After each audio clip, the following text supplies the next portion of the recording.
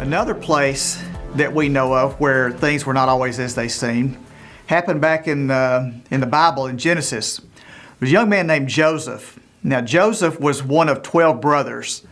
Joseph's father Jacob thought that he was his favorite. In fact, he thought he was his favorite so much that he made Joseph a coat of many colors, and he wore that coat around. He was very proud. His brothers didn't like that. Another thing that the brothers didn't like was that one time Joseph had a dream. God came to Joseph in a dream, and as he told his brothers about this dream, it indicated that they would one day bow down to him, and his mother and father would bow down to him also. Well, that made the brothers incredibly jealous, and so they sought a way to take care of this, and they actually thought about killing him, got him out into the wilderness when he was watching the sheep, and decided that rather than kill him, they decided that they would sell him. They sold him to a band of travelers that came through. Those travelers took him to Egypt, where he was sold again as a slave. And as a slave for a man named Potiphar, he became so good at what he did that he rose to a level in Potiphar's house where he was in charge of everything. But there was a time came when the Potiphar's wife lied about Joseph, and he was thrown into prison. He was there for a long time.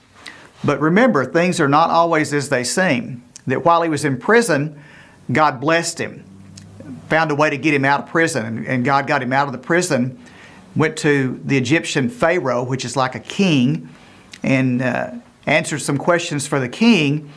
And again, God blessed him, and he rose to a level second only to the king in the whole nation of Egypt, where he became the man that kept many people from starving to death because there was a famine in the land. Now remember, things are not always as they seem. That all this time that Joseph was going through all these hard times, tough times, that God was always with him. God was always there and never left him behind and never abandoned him. You may be going through something like this. All of you that are listening to this right now, players and parents alike, you may have gone through some tough times.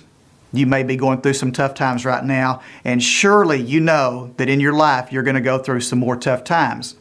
But know this, that God is always with you. He will never abandon you.